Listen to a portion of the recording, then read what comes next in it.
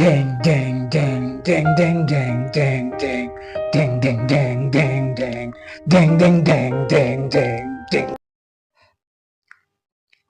Assalamualaikum warahmatullahi wabarakatuh. Kita jumpa lagi dengan Pewarta Berita Channel.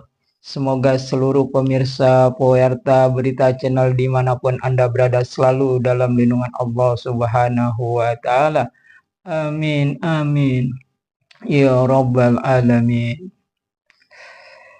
Para pemirsa Pewarta Berita dimanapun Anda berada hari ini, pada malam hari ini, hari Rabu tanggal 14 Agustus 2024,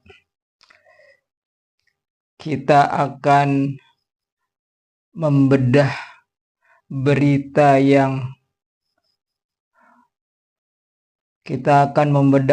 yang menarik pada hari ini, yaitu tentang larangan berjilbab untuk para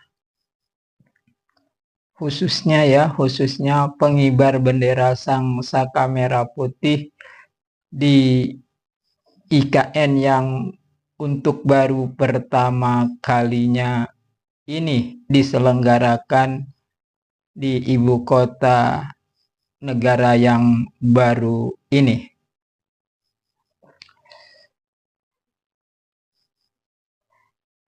Kita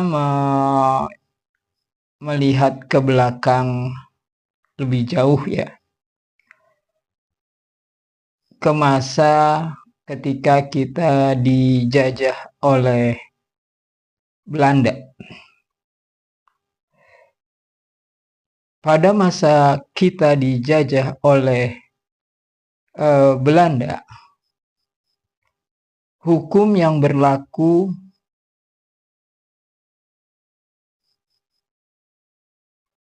itu ada 3 ya. Jadi negara penjajah itu memberikan 3 hukum yang boleh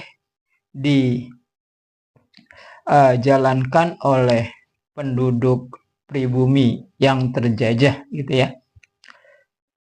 Pertama adalah hukum yang dibuat oleh sang penjajah sendiri ya, boleh menggunakan hukum itu. Yang kedua, boleh menggunakan hukum yang terdapat di sebuah tempat, misalnya hukum adat ya, di satu tempat atau di suatu wilayah, maka boleh juga digunakan hukum adat tersebut ya. Dan hukum yang ketiga adalah hukum syariat. Jadi bagi pribumi yang sebagai yang terjajah boleh menggunakan hukum syariat.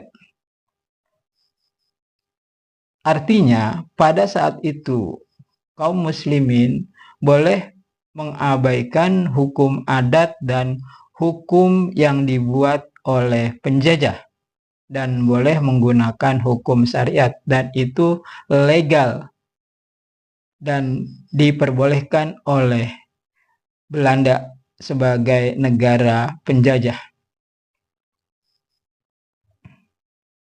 Nah, kalau sekarang ada aturan setelah kita merdeka 79 tahun, ada aturan untuk paskibraka yang muslimah harus melepaskan jilbabnya. Ini kedengarannya agak apa ya? Sepertinya agak aneh saja gitu kita mendengarnya.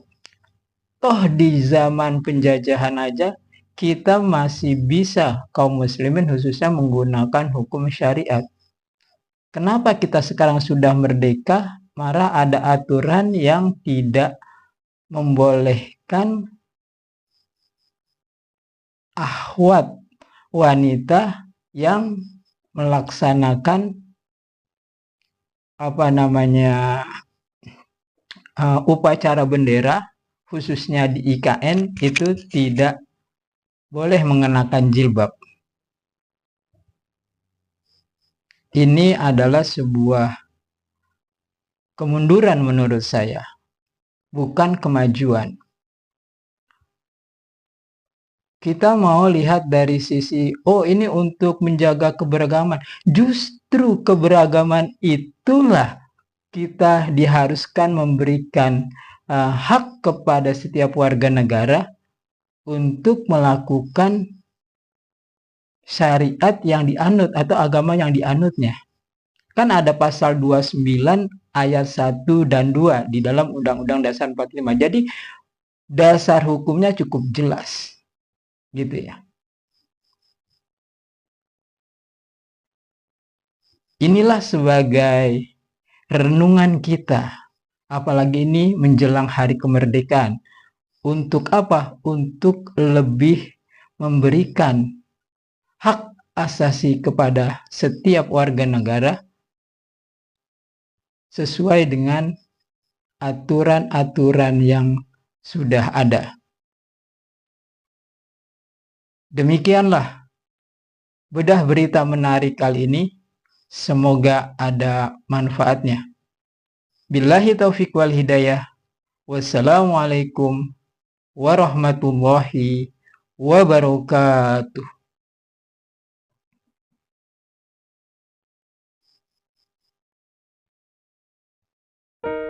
Deng deng deng deng deng deng deng deng deng deng deng deng deng deng deng deng deng deng